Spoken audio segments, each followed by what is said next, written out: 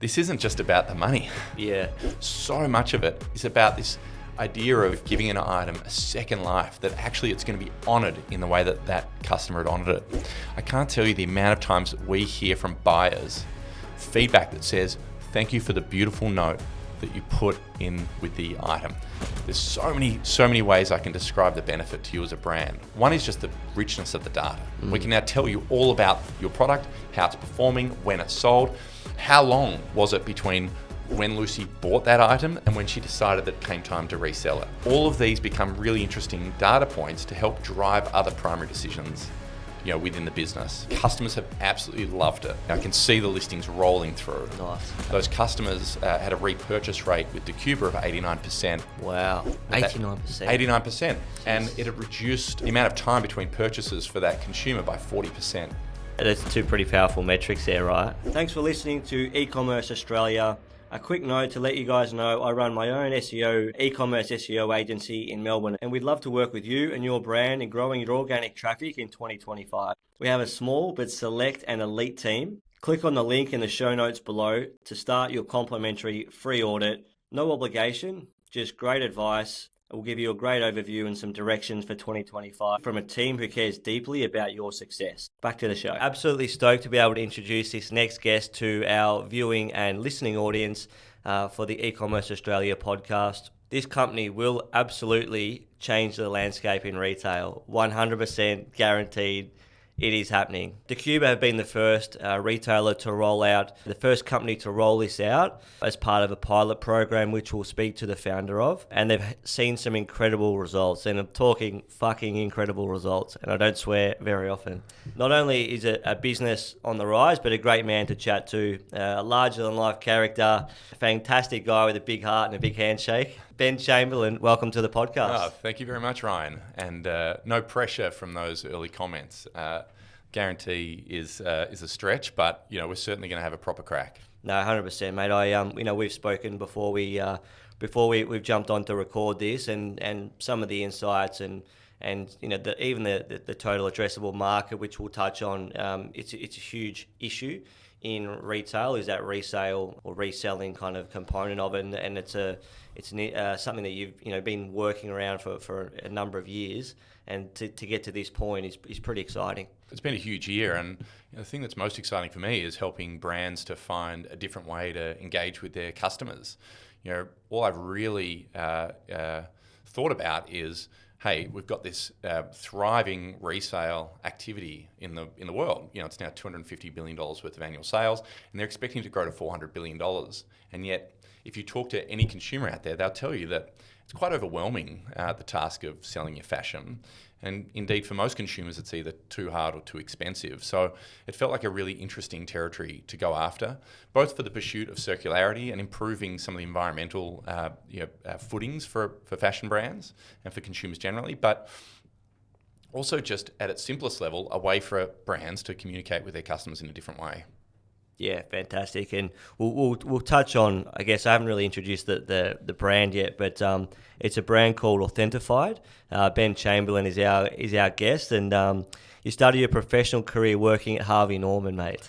So I've gone back through the LinkedIn profile, and you studied at Melbourne Business School, got an accounting degree. You get your CA? Got my chartered accountancy. Yeah, that's impressive.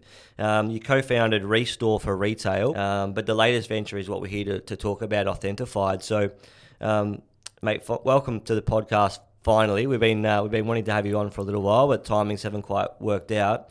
In 30 seconds, what is Authentified? Authentified is resale technology that's helping to connect brands and their customers to pre-existing secondhand marketplaces like eBay and Depop. What we've essentially identified is that brands are holding the most important elements necessary to support a thriving secondhand ecosystem. They have all of the evidence of the customer transaction, they have all of the product information, metadata and imagery. And we think it's about time that we help brands to share that information with customers at the point at which they're thinking about selling their pre-loved garments. Yeah, nice, mate. It's such a huge opportunity, and we'll touch on this in the podcast, but the ability for brands to get more data on when people sell their garments that they purchase from the retailer. It can give you so many more touch points. It builds that sustainability story. You get more data in terms of what they're selling, how long it lasts for, the resale value. There's so many touch points that it's going to be so critical for retailers to be able to understand that data and be able to build that really sustainable business, which the Gen Zs and the Zoomers and the Generation Alphas, I don't even know the generations, but all of that next generation, and I guess just people more holistically want to be a part of that sustainability story. Well, they do, and for me, this is about post-purchase behaviour.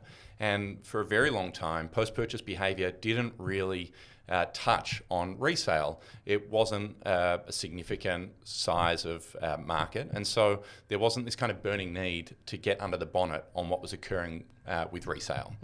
Of course, in the last 10 years, we've seen this dramatic rise in consumers thinking about and acting on selling their pre-loved items.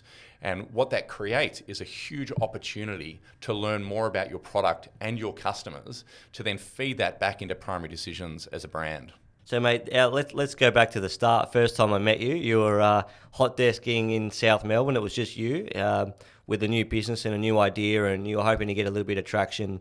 Every time I look at your LinkedIn, the team seems to be growing. Like every time I click like, there's another 5 people joining. So, mate, it's been, I guess, I don't know, how long's it been? 12 months? Not even? It's just under 12 months. Yeah. And this is the power of venture capital. I started exploring this idea nearly 2 years ago. I had left a corporate role where I'd been working with a lot of fashion brands in this market. And as I began to spend a lot more time at home, I started noticing a tremendous amount of parcels coming through the front door. My wife loves to shop. She loves fashion. She has her own fantastic career. But I was amazed at the number of parcels coming through from some of Australia's best brands, but also from some fantastic marketplaces, eBay, Depop, and from overseas, the Real Vestiaire Collective. When I spoke to her about it, she said to me, well, I'm going through a rebranding. Okay. You can imagine what that looked like. And so I said to her, well, you've got an amazing wardrobe. It's pretty full. Like, what are you going to do with the things you're not wearing anymore? She assured me that she was going to sell these items. Is this the exact same way? Was it a calm manner that this conversation's happening, or was there a bit more? There was somewhat circumspect, perhaps. And so that weekend, sure enough, 3 dresses come out of the wardrobe from 3 fantastic Australian brands, and they're laid out in the bed. And so I leave her to it, and I come back an hour later, and she's managed to get 1 item listed on one of these marketplaces. And she's red in the face, and she says to me, this is impossible. I have to take 8 photos. I don't know how to describe it. I know I bought it only a year or 2 ago from the brand. I don't know what it's made of. This is all just too hard. I think I'm done. And so I asked her, have you been back to the brand's website? Is it perhaps still for sale? And she had, and it wasn't. So I said, well, log into your account. Let's see if it's in your order history. Sure enough, there it was. But as you went to click on that, there was nothing behind it. And immediately I was drawn to this idea that, well, hang on, I know that all of that information still exists. It's in the cloud. The brand has it. They have all the photos. They have the condition. They have what the item's made of. There's a tremendous amount of information there. So I'm going to make it my mission to find a way to get the brand to be minded to give you that information at this point in the transaction. Because the only reason that you're selling this item is so that you can buy more fashion. Yeah. And so surely there's enough in this for the brand to support you in this transaction, with the hope that you then go back and continue to provide your loyalty to that brand. In fact, enhance that loyalty. And so with that in mind, I started exploring the idea. And frankly, it turned into a bit of a hobby. Because I hadn't quite worked out how I was going to tackle it. It was just me on my own. I didn't have any capital behind me. And so as I got towards the end of that year, I thought, right, I think I better go get a job. But it was actually a really close advisor of mine that suggested, why don't you bring this into a founder residency program? Go into a venture capital firm that can help you to explore this idea and see if within a 12-week period you can bring it to life. Yep. And so that's exactly what I did. And I took it into a residency with a great venture capital firm called Antler. Yep. And I was able to convince a really long-time friend of mine who was a software engineer with one of the fashion brands that we're now working with to actually come in as my co-founder and help me to build this. And so we started building, and we were successful in getting our first funding check in April last year. And ever since then, we've been on this wild journey of trying to prove out all aspects of this problem that we're trying to solve for. Yeah, fantastic, mate. So that was you guys, sort of day one when we met. Now, what's the sort of tally of staff? What are you up to now? How quickly has that moved from a headcount? So at the beginning of December, it was just Dave and I, Yeah. and we now have 9 people supporting the business. And it's Fantastic. interesting because they're 9 employees, and they're not all full-time, and some are contracting. We're describing this as a period of volatility where we are seeking to validate, in a more advanced way, many of the theses that we have in relation to this problem and the solution that's going to work in the market at scale. And we have a tremendous amount of support from this team, all the way through from partnerships to, extended support with our development team. We have some wonderful talent that are supporting us, consignment associates. We have a head of marketing. This team is really providing a real cross-functional approach to tackling this problem head on and seeing if we can't get the traction that we need. So we have 9 people right now, and in many ways that understates the support that we have as a team. We have a broader team that we refer to as our extended team, which is some of the agencies that we've partnered with. We've partnered with a wonderful venture studio called Shadowboxer that's helped provide spike support with design, with copywriting. We've used storytelling agencies out of the US that are helping us to craft this, not just for the external market, but also to help us to convince our own team on what is a single way to describe this business that we're building.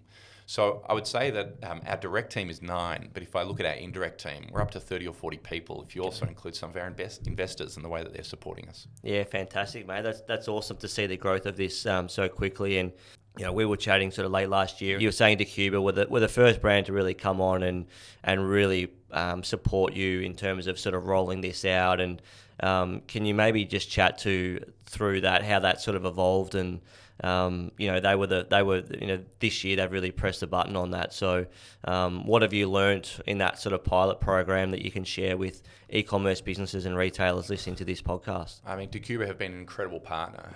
They're on a mission to become Australia's most sustainable brand, and they have taken so many steps to try and support that mission. Not least of all, taking a risk on us.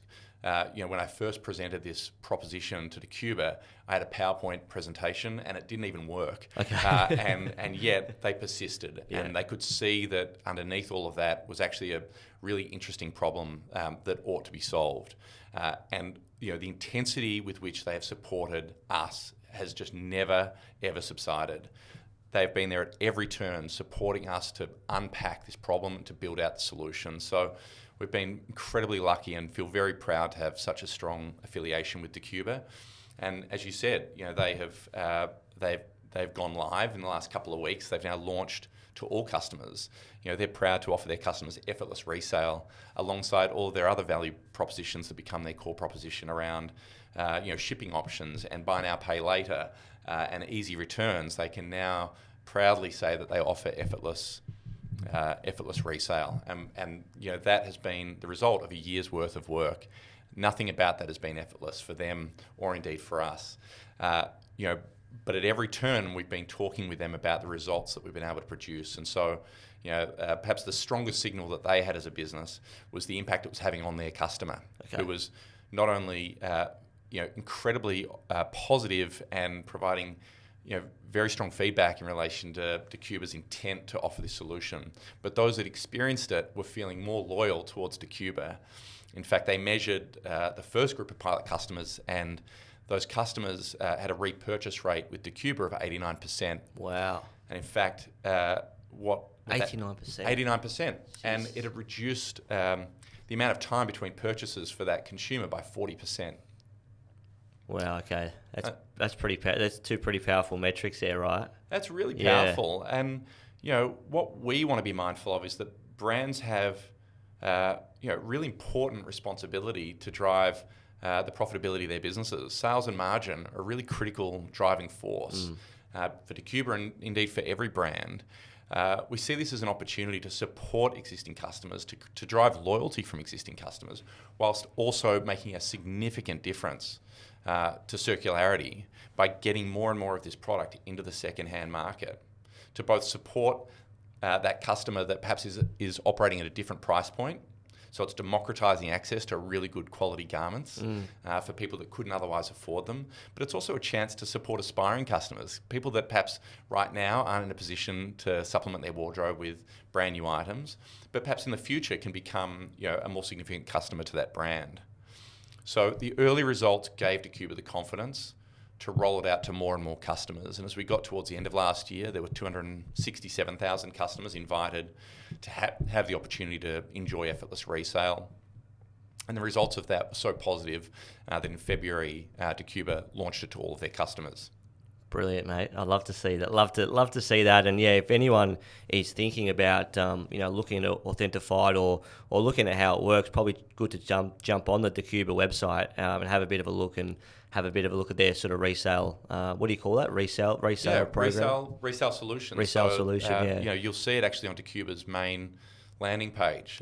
Towards the bottom, it talks about its various impact initiatives, and this is one of their core impact initiatives that they're showcasing.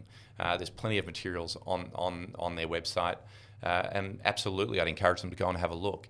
And it's not one of the important elements for us was not insisting on being in the checkout cart. We view that checkout cart as the most valuable real estate for any brand, particularly fashion brands. And we didn't feel like that's where we needed to be. Where we want to be is in the deep, dark recesses of the order history page of a brand's website.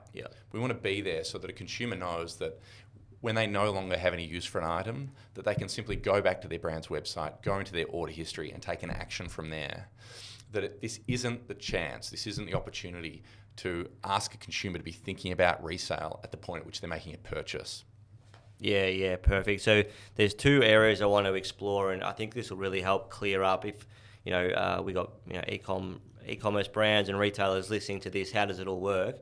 I want to speak to the retail or the merchant journey, but let's touch on the customer journey as you touched on earlier. It's probably the most important thing of the whole lot, right? So, your wife or Lucy or whoever female in your life buys a product from Dacuba at full retail. Let's call it a jacket. I don't know what they sell for, 300, 200. I don't. Sure. Whatever it is. So they purchase that new. And then what is the journey from there where Authentified really helps that resale process? Oh, it's such a great question. So thank you, mate. Let's use Lucy as the example. So Lucy then goes back to the Dacuba website and logs in. Lucy's got login credentials. It's associated with her profile with that brand. So she's got the jacket, wearing the jacket, enjoying it, gets through that particular season and thinks, I probably won't wear this again. She then jumps on Dacuba's website. She goes into her order history. In her order history, she can see every item she's ever bought, in-store or online. Now, against each of those items is a button that says Resell with Authentified. And when Lucy clicks on that button, it goes into Authentified's web app. And the first thing that Lucy notices is that this listing is now 90% complete. Okay. Because what the brand's done is it's provided all of the original images, the full description, and all of the metadata that was associated with that particular product from 2 years ago, let's say, when Lucy originally bought that item.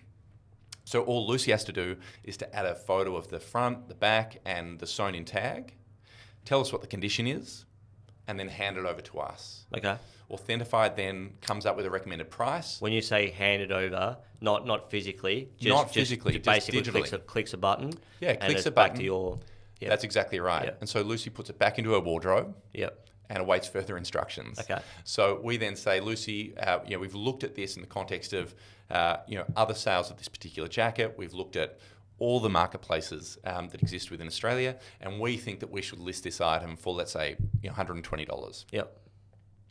Once Lucy agrees with that, we then go ahead and distribute that onto some of the world's best marketplaces. So we'll decide whether or not it goes onto an eBay or a Depop or any other marketplace. Okay.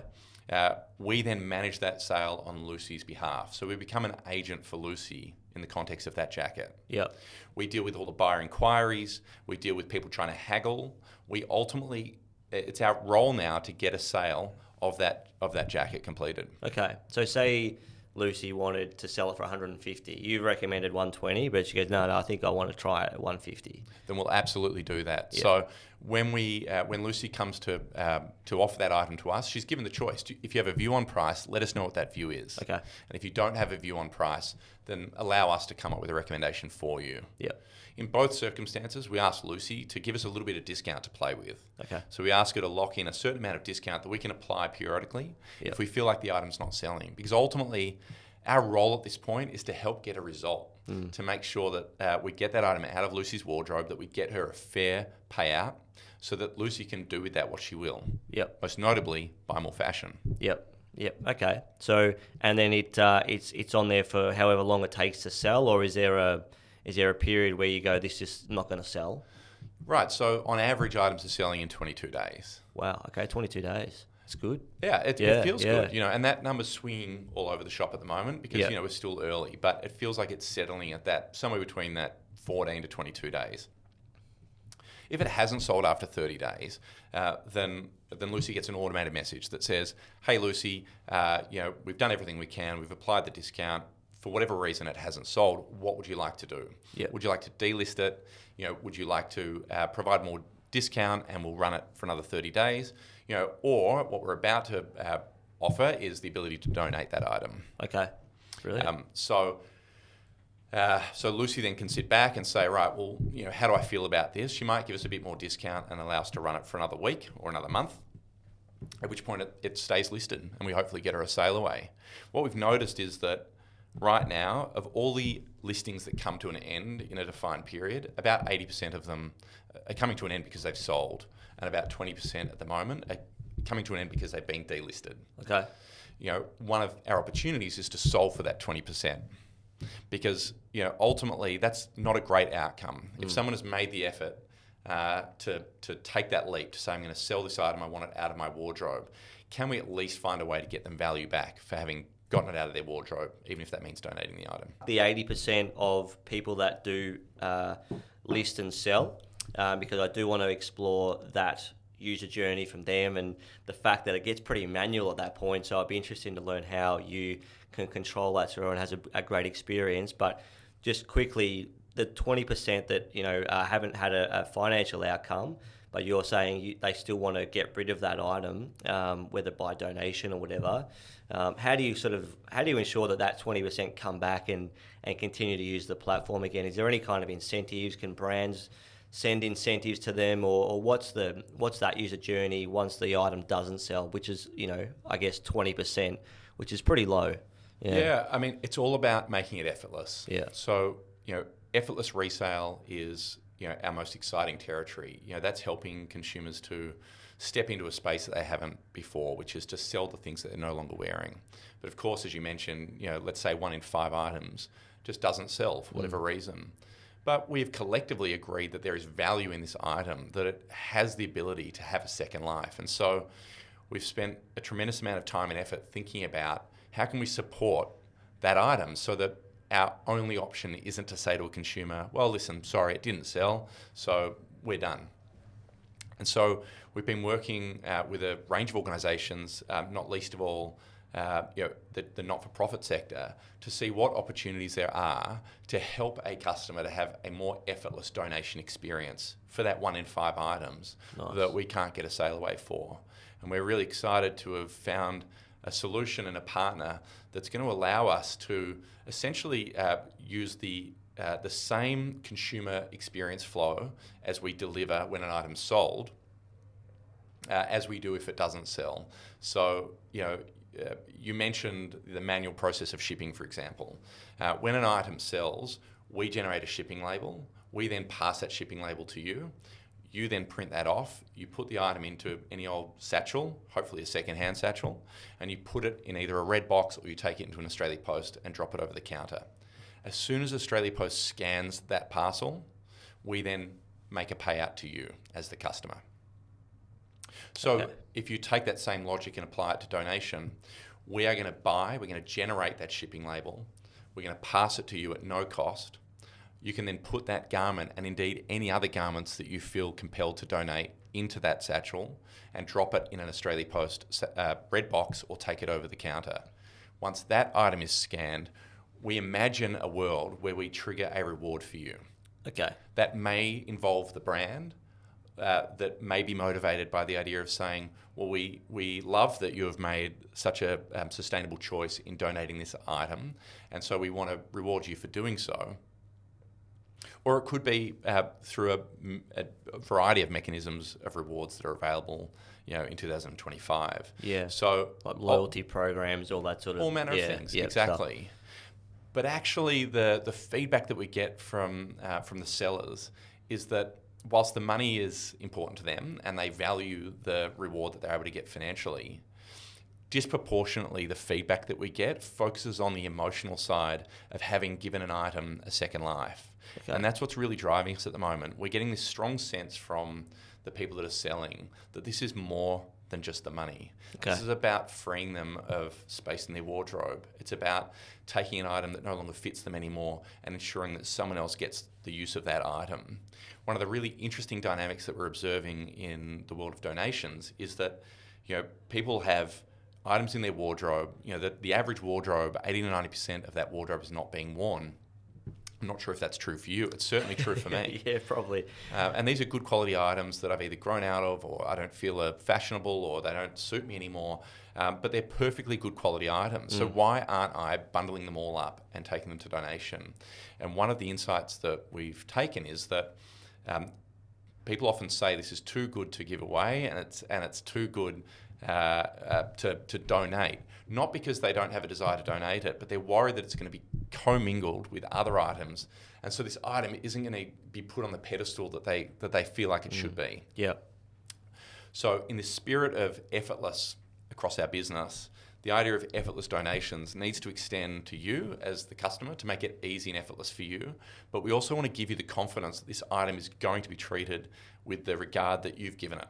Yeah. And so what we're working with this wonderful not-for-profit is that in addition to them getting the item to be able to display on their digital marketplace, to be able to sell as part of their charitable offering, we're also able to provide over some digital information that helps them to have an effortless listing experience as that charity, so that everyone in that experience can feel like, hey, I feel good about the idea of donating this item. Yeah, fantastic. I can just think of, every time I do a bit of a clean out of the wardrobe, I just probably I'll get shot down for this, but just bundle it into a garbage bag and then you drop it off at, the secondhand clothes place or whatever that is, and they're probably going, geez, what do we do with this stuff? So that whole solution around, the donation, even in itself, is a brilliant business idea, and a brilliant, ties in nicely to that effortless resale, which you touched on. So that's really, really helpful for those. I could imagine. Well, and it's exciting for me, and it's exciting for my family. This is we too get the call it the plastic bag that's put through the letterbox, and we're asked to fill it up and put it on our doorstep. There is no, you're not filled with confidence that this is the right place to put, your quality garments. And so you feel somewhat hopeless, And so in the same way that it's quite overwhelming to think about selling your items, it turns out it's quite overwhelming to think about donating your items as well. Okay. So if we can play any role in making that experience more effortless, then we think that that's something that we can get behind, and we hope that brands can get behind as well. Because ultimately, the end point is that item is now out of the wardrobe, and that's freed up some space for that consumer to start thinking about how they might fill that space with an item that they can get more use out of. Yeah, perfect. And good way to get us back on track around that 80%, mate. It's like you've done podcasts all your life. So let's talk about the 80% that has a good experience. By a good experience, I mean sells their item. What's in it for them, and then let's start to get the brands back involved, because I'm conscious of a lot of our listening audience. They have a brand, they have a retailer. What's in it for them? So let's start to address that. So Lucy sold her jacket. Went for the price that was agreed upon. She's printed out the shipping label. She goes and drops it off at Australia Post, or the red bins with the red boxes, whatever, the post office boxes. What next? Well, Lucy gets her payout. Okay. So the most important thing is that Lucy now gets the proceeds straight into her bank account. And what we've learned is that the main reason that Lucy sold that item is to buy more fashion. So it's an enormous opportunity for the brand to then re-engage with the customer, to celebrate the fact that Lucy has made such a sustainable and circular choice in selling an item that she no longer has any use for. So we've gone from not understanding as a brand when our customer is selling an item to now knowing that Lucy was thinking about selling an item. We know when that item has been sold, and we know how much Lucy has generated in proceeds. And so that is a tremendous opportunity to now re-engage at all of those 3 new touch points with Lucy to try and understand her journey better, to see whether or not there's something else that we might be able to support Lucy with from our range. Yeah, fantastic. So she gets paid. She now doesn't have a jacket, or she's now one jacket short of what she used to having. So she then has the opportunity, or in this case, Decuba then has the opportunity to re-engage her with some new seasons jackets, some loyalty points, some discounts. There's a whole number of things that they could do to re-engage her at that point. Yeah, exactly. And it doesn't need to.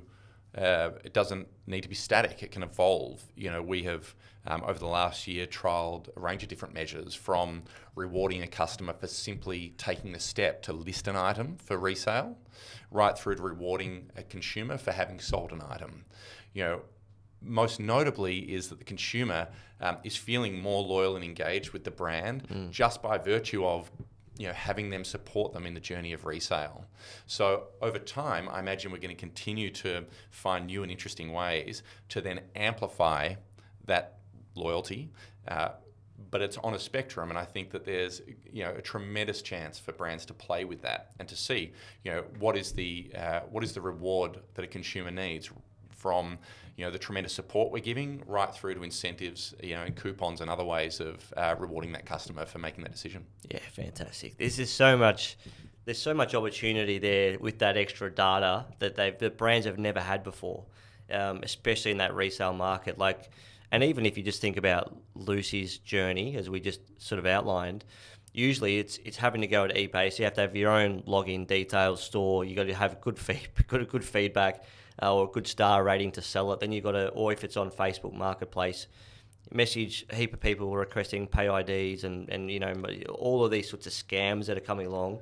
She's clicked a button. Basically, I think it's like 3 clicks to a button to sell, to list that item, take a couple of photos, which you're going to have to do anyway. It's a tremendously improved user journey for the customer. They're back on your website, so from a website point of view, e-com, you get more traffic back to your website.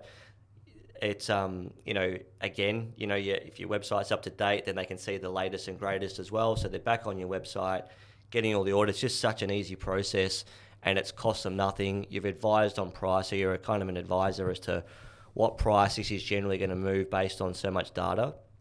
So it's just such a brilliant user experience for Lucy to date. And from a brand point of view, if you're starting to kind of get a lot of that data coming through, there's so many things you could do: in-store events, new season launches, VIP programs, calling out that sustainability element. There's so much more engagement that Decuba has started to find, although they've only been running less than 3 or 4 months, this program. I'd be amazed at what the insights you're going to have by the end of the year. Yeah, and I think if we take it one step further, we can see already the insights that can help to drive better product decisions and ultimately drive a better understanding of the core customer. So if I take the product side, we now have a really good sense of what the underlying equitable value is in the product that they're making at a category level. So we can see the value in dresses relative to the value in their denim range or their accessory range. And so as you start to see what that value is in the items that they're selling as first quality when they come into the secondary market, the business can sit back and say, well, how do we feel about that? How does this sit relative to our peer group? And what decisions do we want to make as a business to either improve that or to keep it where it is? So for example, if we've got a particular category that is perhaps below the average, is it because of the materials that we're using in that particular product, the durability? Is it high fashion, and so it doesn't have the kind of perceived survival beyond a particular season. What are the attributes that we think might be contributing to an item having a lower than expected, equitable value in that particular style? The product teams within these brands are really interested to see this data. So that's like one area. We can also see what areas we should be focusing on for new stores or perhaps for outlet stores based on the activity of where the items are coming from and where they're being bought. The data is incredible. This is, if we take a step back, it's post-purchase data. Yeah. And ultimately, post-purchase data can come in a variety of forms. But as this sector continues to grow, as secondary activity continues to flourish, it's going to make us all much more aware of the value that might exist within that data. And we feel like we're in front of that. Yeah, fantastic. No, it sounds, I'm excited to see how it sort of rolls out. Let me play devil's advocate for a little bit. Has Decuba found, and it's early stages, but let's use them as an example, have they found that people are buying less new stuff because they're buying more secondhand products? So I'm almost just trying to kind of understand, okay, what would be the pushback in terms of not using Authentified? Because at the moment it seems like a no-brainer. So what does it cost a retailer to sort of get set up? And we'll go into kind of what that onboarding process looks like.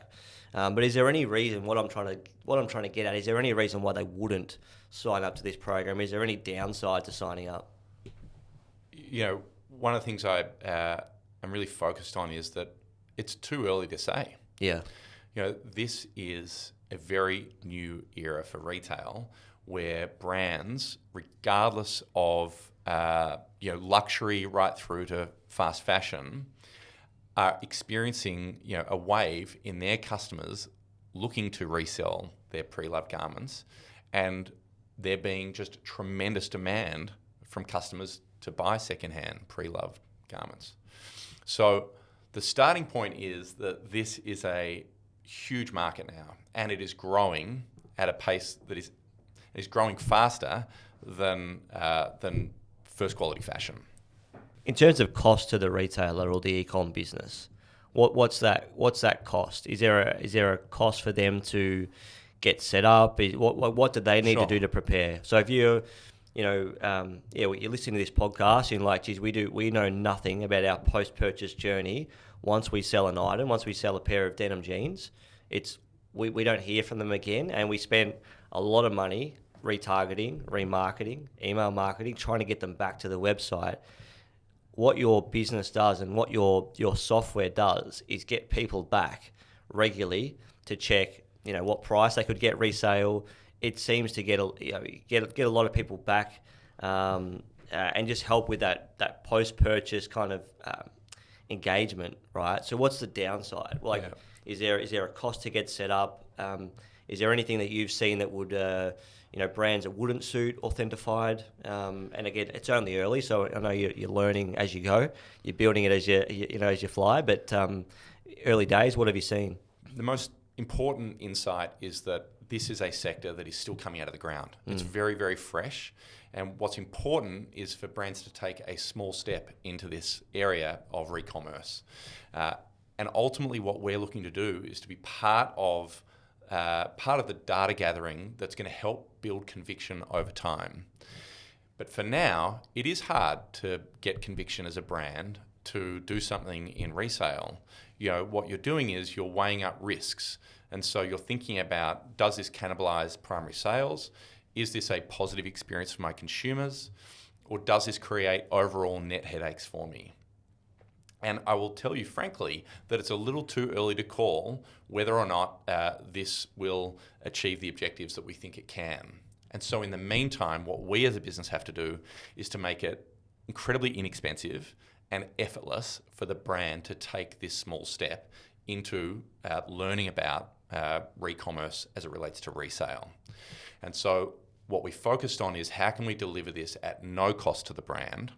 How can we make it require no engineering capability from the brand side in order to get going? And how do we make it simple to unplug in the event that it's not producing the results that the brand needs it to? So the short answer is, there's no cost to the brand. Okay. But ultimately, that is not the only bar that a brand sets for us. Yes. What they want to see is, is this going to make us look good to our customers and to our community? Is it going to deliver something meaningful at scale? And so what we're really inspired by and excited by the results that we've been able to achieve through the pilot and ultimately through the launch with Decuba, where the customers have absolutely loved it. They are, as I sit here now, I can see the listings rolling through. Nice. Those customers are giving us feedback that says, our only criticism of Authentified is that you don't have more brands. Okay. So the consumer has spoken, and in many ways we expected that to be the case. Yep. You have this sector that is growing at just a tremendous pace relative to first quality fashion. The consumer has already spoken, and right now what that consumer is doing is battling through directly with marketplaces, whether it's Facebook, eBay, Depop, desperately trying to sell the things that they've bought and having a really difficult time doing it. And they're doing it without the brand. Imagine what this could look like if we could unlock the brand and get the brand to support those customers, what that could do for that fashion brand. Yeah, spot on. I love it. I think that's why I'm so passionate ever since we sort of started chatting last year. I'm so, I guess, an advocate for what you're doing because I can actually see that it just solves a massive problem. And so I think it's going to be an exciting journey. You touched on, you're still learning. There are a couple of things that didn't go right when you launched the pilot program with Decuba, and you fixed them up. Some of the things that didn't scale. Are you comfortable enough to sort of touch on a couple of the parts that broke whilst you were fixing it and how you fixed it? Because I think that really goes to show the genuine. Yeah, it's a genuine person that you are, but also as a leader and what Authentified stands for, because there were a couple of times where you thought, geez, this isn't going the way that I planned, and you had to sort of go and buy a few items and do a few things like that. One of the things that you're told when you're building businesses at this pace is you need to do things that don't scale in the early days. Yep. And goodness me, did we do things that didn't scale. The day that we listed our first 62 products on our brand new shiny eBay store, we were all high-fiving. And we sat back, and 2 days later, it was just crickets. There was no one browsing our items. There was no one on our store. We hadn't got a single sale. And of course, we had the same experience that most consumers have that aren't seasoned resellers of fashion, that think, I'd like to give it a go, and so maybe I will. And you have this sense that, goodness me, this is actually just not going to happen. I've gone to all this effort, and now we don't have anyone looking at the items. So what do? You call your mum. And so my mum was one of the first people to buy something from our store. And of course, that's what we needed to do. We needed to get some evidence of transactional activity in order to then amass some level of reviews and gradings so that we might one day appear on the algorithm that was supporting the positioning of our listings, on that store. But of course, we had two challenges. The other part of the challenge was we've got product that is being listed with us. Once that item sells, how do we facilitate that effortless experience from end to end? Yep. And frankly, there was nothing about it that was particularly effortless. We'd ensured in the first instance that the experience for those sellers was effortless in bringing the items to bear, but a lot of the other processes were manual. And what that gave us was the playbook on what needed to automate at what point in order to make sure that we ultimately had a scalable product. As we went to a broader population of customers, to the first set of VIP customers for Decuba, there were instances where we sold an item and the person was away, or the person had asked us to delist it and we hadn't gotten around to doing it. We didn't really know how we were meant to do that, and so it led to us physically going to stores and actually buying items that were either the same product or entirely similar that we could then ship to that customer with a note of apology that would go with it, in order to just try and deliver on a customer experience. Nice. So they purchased it and the product was no longer for sale? Well, in one instance, we sourced a product from from a store in New Zealand that still had it. It wasn't available in Australia, but we were able to find it in New Zealand, just so that we could fulfill that order that someone had made. At these early stages, it's critical to hold up as much as possible your customer service, and we have obsessed over that customer experience. And we're glad that we have. We still have a 100% positive rating after nearly 1,000 transactions. That's incredible because you're not handling any of the postage or to have 100% seller rating when you don't actually physically have the stock, to me is incredible.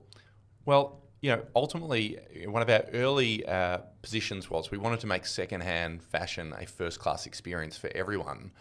It's amazing what caring can do. We are responsive to any message that comes through within an hour. If there's any issue with the shipping, we are all over it. We are moving mountains to make sure things get to the buyer. We are communicating regularly. And a lot of this is now being aided and supported with AI. And, of course, that is the direction that we need to go in. You see, I spent 7 years working in inventory liquidation.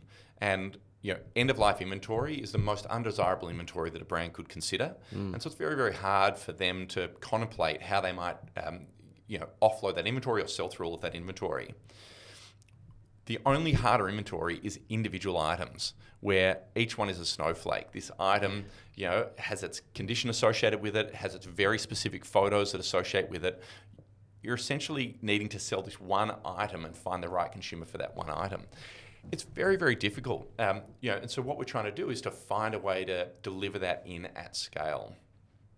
And the sense that we're getting from the community of buyers is that they're grateful for the effort that we're going to. The feedback that we get is so incredibly positive and emotional that we've 20% of our buyers have been repeat buyers, which Brilliant. For a business that's only been running for a few months, feels like a really strong start. Yeah, and what a great way to introduce a brand to them if they are. Maybe they can afford new, I don't know, new Ralph Lauren stuff or whatever, but they seen this jacket and they're like, or they've never had that brand before, and all of a sudden it's at a price point that makes sense to them from the secondhand market, and they purchase it. What a great way to have a first experience with that Ralph Lauren item, right? So let's say this is a big question without notice. So say I list a Ralph Lauren jacket, someone purchases it. Does Ralph Lauren get the details of the person who's purchased that item? No, they don't. Okay. And that's a really important part of the opportunity and the challenge in the future. The marketplaces that we deploy the product on presents us with both a positive and a negative. The positive is that a marketplace like eBay, they have all of the demand stitched up. So they don't have a demand problem, they have a supply problem. Okay. So we can help to solve that supply problem by taking these listings and distributing that product onto these wonderful pre-existing marketplaces. Yep. The alternative for us would have been to try and build our own marketplace, at which point our ability to control and manage and to get access to the data on the buyer group, for example, would be far stronger. Yep. But it's also incredibly difficult and fraught to try and build your own marketplace. So we chose the path of we will work with the world's best-in-class marketplaces to give them access to the supply of product. But one of the compromises that you make as part of that is that we don't actually own that customer. Okay. Yep. So we certainly learn a tremendous amount about that buyer, Yep. but we don't have a very elegant way of then tying that back to the brand. Okay. Yeah, interesting. So as a brand, if they sign up and they come on board with you guys, how quick is it to get? How quick is it? How many developers do they need? What's the sign up process? How does that all look from someone who's saying, what, I think the question is, do you want more data on post purchase? I think that's the question. And do you want to actually, a lot of brands now say that they have sustainability and all that built in, but if you look at the Cube as example, they're living it. As you said, they had a big goal around being the most sustainable. Was it the most sustainable fashion brand in Australia? And they're putting their money where their mouth is by backing this and rolling it out to their database. So the question is, do do you want to get involved or not? Do you want that data? Because we're all after more and more data to learn more, which seems like a no-brainer. How quickly do they get set up? Well, I mean, perhaps I'll add to that. There's the data, but there's also the idea of, do we want to engage with our customers in relation to this like increasing activity that's occurring in secondhand? True. Yes. So, often the starting point, I've got a meeting with a wonderful Australian brand that's headquartered in Victoria in a couple of hours. And the starting point is to show them, if I type in your brand in eBay and Depop, how many items are currently listed of your brand. Wow, that's good. The brand I'm meeting with today, across those two marketplaces, 25,000 items are listed for sale right now. Wow. And so those people listing those items are hoping to sell those garments so that they can buy more fashion. And right now, the brand has no idea who those people are that are selling those items. They have no way of engaging with them, of retargeting them. So to me, that is the first gate. To the extent that your customers are actively selling their pre-loved fashion that they bought from you, we need to find a way to help you to support that customer and to be involved in that transaction one way or another. I love that. The second part is that once you've come over that milestone, now you can start thinking about the rich data that you're going to be able to enjoy, because now those 25,000 items, the portion of those that now flow through your system where you support, there's so many ways I can describe the benefit to you as a brand. One is just the richness of the data. We can now tell you all about your product, how it's performing, when it's sold, how long was it between when Lucy bought that item and when she decided that it came time to resell it. All of these become really interesting data points to help drive other primary decisions, within the business. And so now we have the opportunity to support a customer and to learn about the customer and our product. And so to answer your question, it takes about 5 minutes to get started, provided you're a Shopify-based retailer. Yep. So where Shopify is your e-commerce engine, then we have a Shopify app that's deployed, and within less than 5 minutes, that component of the solution is up and running. The second component is that we deploy a widget, which again takes 3 to 5 minutes depending on your system requirements. And we've built it in 3 different ways to support all the different code bases that brands use from within the Shopify ecosystem. And by deploying that widget, that then surfaces the button that goes against each item in your order history page. Okay. So call it under 10 minutes, with the caveat that is reliant upon you being a Shopify-based e-commerce engine. It doesn't necessarily mean that your in-store POS needs to be on Shopify. In fact, we're optimized at the moment for a combination of Shopify and Apparel 21. Okay. So for those brands that use those two platforms, you can be up and running within 5 to 10 minutes. And one thing that's emerging for brands is this doesn't have to be an all-in experience. So you don't have to make the decision overnight that that we're going to partner with Authentified, we're going to change our value proposition to our customers, and we're really just going to hang on in there and hope that this all works out. A number of brands are now working with us to start to think about different solutions for sample product and for return product that can't go back on the shelf. So one of the really interesting challenges for different sectors of fashion is the extent to which returns are able to be deployed back onto the shelf versus those that, for whatever reason, can't go back on the shelf. Yep. Notwithstanding, they still have the opportunity to attract value.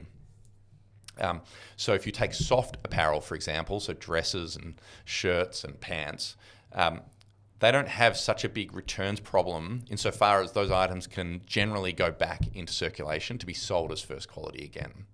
What they do have a challenge with is samples, where they're amassing these samples that can't be sold as first quality to the consumer base. Yep. And for us, that's a huge opportunity for the brand to resell those items through us. And a neat way for them to just start to experience our solution. Yeah. Start to build conviction and confidence that this might be a really interesting way to deploy a re-commerce solution into their brand. Footwear, for example, has a lot more of their product that can't go back on the shop floor for the mere fact that perhaps it's evidence that a foot's been in that shoe, or the box is damaged, or the stuffing, is no longer in the shoe. Those items can be now resold back through Authentified on behalf of that brand as well. Okay, interesting. Yeah, there's plenty of different ways to start, but it just I just makes sense to me. I don't know why you wouldn't at least sign up and get moving on the app. So it'd be really interesting to see how that brand that you're speaking with later. I mean, that would be an amazing. It's almost like when I go and talk to brands about SEO, I get them to Google, one of their products or something that they're known for. If they're not on the first page, it's a pretty easy one to then go, you need some work to do. Now, whether you use us or someone else, but at least you know that there is a problem there that needs to be addressed.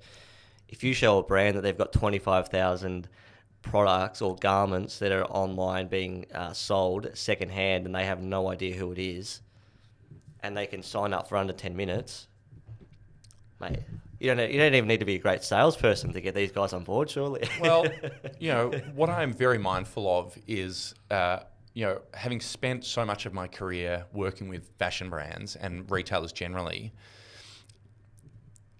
is that everything takes a lot of thought to make a decision like this. Yeah. So I really don't want to underestimate just how big a decision is for a brand to make any decision about any software application, whether it's resale or any other marketing optimization platform. The better approach for me is to say, I want to honor you as a brand and how difficult it is for you to simply show up each day and to continue supporting this amazing business that you've built. This is an area that is undoubtedly here to stay and is growing at a really fast rate.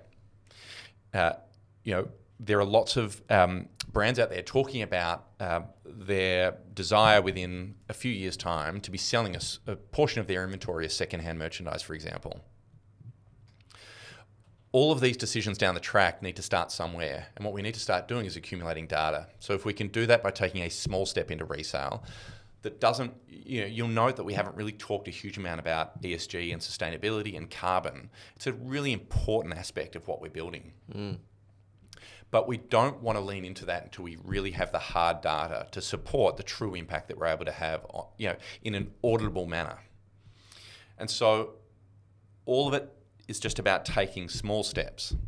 And what we hope is that by building a really easy onboarding process that can allow a brand to effortlessly, onboard, that can allow, their own teams within warehouses to start thinking differently about the product that's accumulating in their warehouse that can't otherwise be sold as first quality, that gets their customers to start thinking about an alternative way for them to, move on items that are stuck in their wardrobe.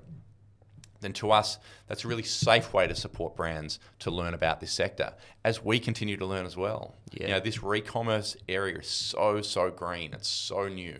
And I think we have to be very careful about how much we lean in, and we need to take small steps. Yeah, that makes sense. I think that makes sense. But, and you're right. You sort of need to say that and be respectful. I can be a bit more blunt because I'm not involved in the business, but I think the worst thing you could do, or the best thing you could do, the worst thing you could do is just download the app, integrate into Shopify and then start to do some research and have a look. But like anything, if you start to build some data alongside that and people see you've got the option, there's no need to rush out and blast to your your millions of database, or send them a whole text saying you're now with Authentified. You can just start to build that data, and at least you'll start to learn. You'll start to see when people click on it, what the journey is. And by the sounds of it, you've got a pretty strong team that are always happy to sort of help people get up and running and started and really do the customer journey and that relationship justice that it deserves. I get that coming from the podcast. Oh, absolutely. Yeah. We're so excited for the next few months. We've been very patient with our decisions around going more broadly out to fashion brands to invite them to come and be part of this. We felt that we had more that we wanted to do before before we started that journey. But I'm really excited to tell you that as of this week, we're now actively talking to fashion brands about becoming part of our next cohort to give them the opportunity to both enjoy effortless resale of items that need to go into e-commerce, and also to think about offering it to their customers. And so for us, this next couple of months is about really building our confidence that fashion brands are ready to step into this space. And we think that provided that they're ready to step into the space, or that we can help them to understand why it might be worth them stepping into this space, that we are tremendously well positioned and really proud of the product that we've built and the solution that we're able to offer. One of the things that I talk a lot about is knowing your customer. I think the better you can know your customer, the better business you can grow. This really helps know your customer at a level that no other app or integration that I've seen does in that post-purchase journey, years after they purchased the product. So I think knowing your customers, getting you to understand and know your customers, but also get them to back onto the website when they want to sell that item is gold. The other thing I think it really helps with is, we're getting Shine, we're getting Temu, we're getting even Amazon. They're in Australia and they're smashing. A lot of e-commerce businesses, they're really, they're disrupting, and they're certainly for some products, they're really making it hard to survive.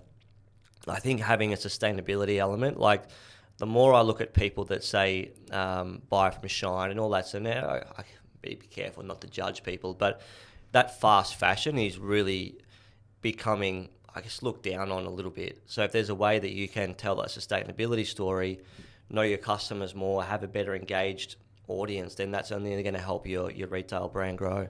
Yeah, it's a really interesting topic. I mean, you've got consumers that are increasingly wanting to make responsible choices. You probably put it better than I just did. Right? But by the same token, we're in a cost of living crisis. Yes. We have a huge section of the population that is still emerging through their journey. They're in the younger cohorts of the population that are frequently buying. And so we have this friction between this desire to make more sustainable choices and the economic reality of not necessarily having the dollars to spend. One of the things that we're really focused on is can we democratize access to better quality garments from brands that care? If you think about those brands that care, part of the challenge with caring about how your product is made, where it's made, the labor that's used, the materials that are used, part of that is that it comes at a cost. It's more expensive to create sustainable garments. And so what's happening is, in many ways, it's in the short term at least, it's causing items to become even more unattainable for a certain population of people. True. that are wanting to access and make more sustainable choices. So if you take a T-shirt that's from one of those ultra fast fashion brands that you've mentioned, how can we deliver a comparable priced item to that consumer that they can feel really proud of, that's efficient and easy for them to access, that's convenient? You can do it through secondhand, because now you've got an item that's at a similar price point, and now you've got yourself a fair fight. Yeah. Provided we live up to this idea of making it scalable, where we're selling individual items that are pre-loved at scale. If we can find a way to do that in an efficient manner and deliver it to a consumer in an efficient manner, now that same customer has got a decision on their hands. Choice. Yeah, fantastic. I love that. That's put that so succinctly. I could never do that. Good job, mate. Last question I have, and I don't know whether you'd be able to divulge any of this, but Decuba have obviously rolled out that pilot program. Are there some key takeaways or some just sort of dot points that they've just come to you and said, we can't believe that this happened? Or I know you can't talk numbers specifically, but what's been their most interesting feedback to you? I mean, we're getting feedback in so many different ways. So whenever someone resolves to resell an item with us, they've gone back to that brand's website, they've clicked on resell with Authentified. Once they finish that process, they're presented with a short survey, and that asks them to rate the experience out of 10, but also to tell us about any other brands that they think they would like to be able to have the same experience with. so I suppose if we stay in that, in that world for a moment. Yep. So the feedback that we're getting is tremendously, they're rating it on average, a 10 out of 10. Wow. Okay, That's our median score. And their biggest complaint is that we don't have more brands. So what the consumer is wanting, having now experienced this, is that they now want to experience that with all of the brands that are in their wardrobe. Fantastic. I was in line at a cafe, and one of the team members from DeCube was standing behind me, and so we got chatting, and I said to her, she had this fantastic 3-piece suit on, and I said, I just absolutely love this. Like, what a cool suit. She had the matching earrings, really looked amazing. And she said, well, have I got a story for you? I actually bought this whole outfit with the proceeds from selling 6 items through Authentified. Oh, really? Okay. I guess what surprised us the most is that customers have had more of an emotional reaction to this than we anticipated. We knew that we were providing a functional and an efficient way for consumers to be able to resell the things they bought from these brands. But actually, the feedback goes so much deeper than that. It's actually more about this idea that they have items that they feel they've maintained at a really high standard, that they've loved these items, they love the brand, and that they just haven't felt like they've had the ability to do anything with these items. We had one woman who, in the space of about an hour and a half, listed about 40 items with us. And because of the quantum, we asked to have a call with her. And what she described was that she was a school teacher, middle-class family, that she changed sizes after having children, and that she loves this brand, that in fact most of her wardrobe is this brand, but a big chunk of her wardrobe doesn't fit in the same way that it used to. And so for her, this was such an exciting opportunity for her to give these items a second life. And we hear about the way that people describe their garments almost like they exhibit some human characteristics. Yeah. This term of giving an item a second life just keeps coming back and back and back. And that's where we got super excited about, even effortless donations, is actually this isn't just about the money. Yeah. It's, in fact, only a small part of this is about the money. So much of it is about this idea of, giving an item a second life, that actually it's going to be honoured in the way that that customer had honoured it. I can't tell you the amount of times that we hear from buyers feedback that says, thank you for the beautiful note that you put in with the item that I bought. And we have no idea what that note says. Yeah. We've had nothing to do with it because we haven't physically touched that merchandise on the way through. But what we're noticing is that the sellers, upon hearing that an item's sold, feel this sense of pride and satisfaction, and they're compelled to then write a lovely note that presumably is talking about their experience with the garment and the hope that this person will have a wonderful time enjoying that garment as well. So, the emotional impact of helping a consumer go from something that feels really hard and overwhelming to making it really, really easy for them to do something that they know intuitively is good for the world, that they're giving an item a second chance, that someone that couldn't afford it brand new is able to buy it secondhand, that they're getting some money in their back pocket that they can use to to either pay bills or to buy something else. Yeah. Has been much more profound than we ever anticipated. Nice, yeah. Can you imagine, you get a garment or a coat or something that's been around for a while, and it's second, third, fourth, and it comes with a bit of a note that, basically where it's been, who's worn it, places, have its own sort of history. That would be pretty cool as well, wouldn't it? Yeah, I mean, we get excited by this. Ultimately, we won't stop until we can help support a brand to support its customer with an item post original purchase to secondhand, to third hand, to fourth hand.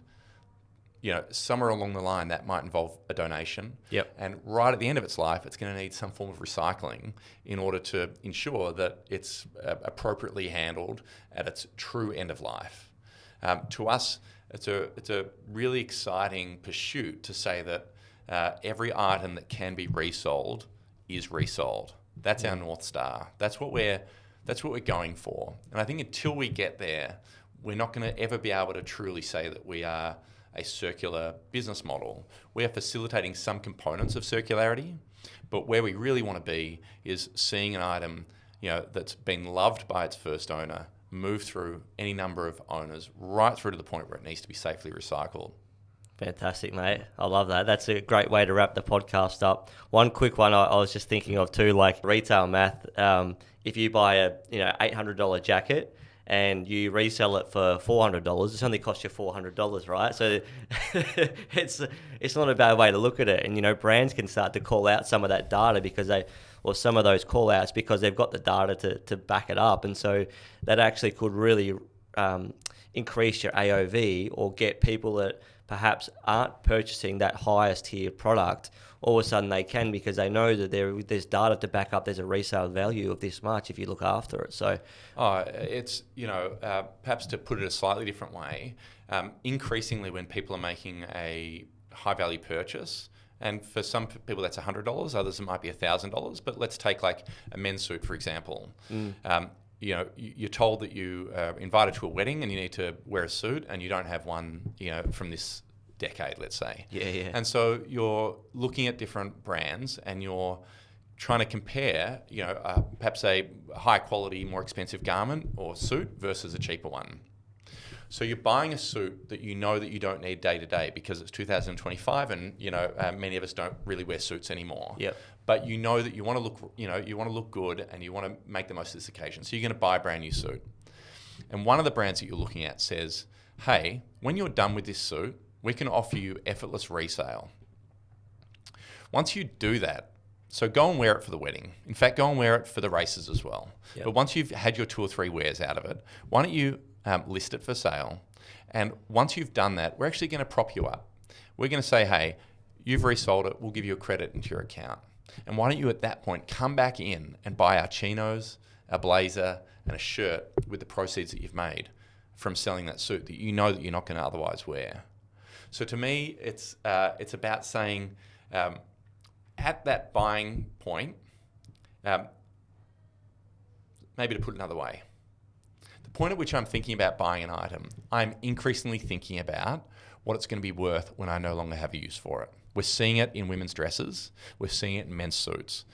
Really interesting as we go through this generational shift in the way that we think about our wardrobe, that this is going to become much more important for brands to truly understand, because the consumer is going to be saying to them, hey, when I've got my 3 wears out of this dress, or I've got the 3 occasions out of this suit, what am I going to be able to recover from this to put back into an outfit that I might actually wear on a more frequent basis? Yeah, that's brilliant. It's just so much building that brand loyalty and really having sort of brand advocacy, which is a huge part of growing a successful retail brand.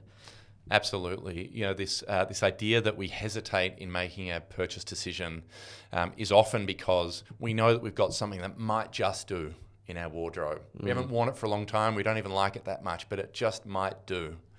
What we need to help brands with is how do we get that customer that's sitting on the fence about a purchase and get them to make that purchase. Yeah. Well, part of it is unlock an item that's in their wardrobe. 80 to 90% of every consumer's wardrobe is not being worn. And that is a huge opportunity for brands to unlock that value and have it circulate back into new purchases. Beautiful, mate. I love that. That's a great summary. Thank you so much for joining us on the podcast. Some really, really interesting insights into the journey so far. It's just so exciting to be completely honest with you, mate. I'm loving watching your journey as you sort of build and seeing some of the results and the feedback's just so good to see.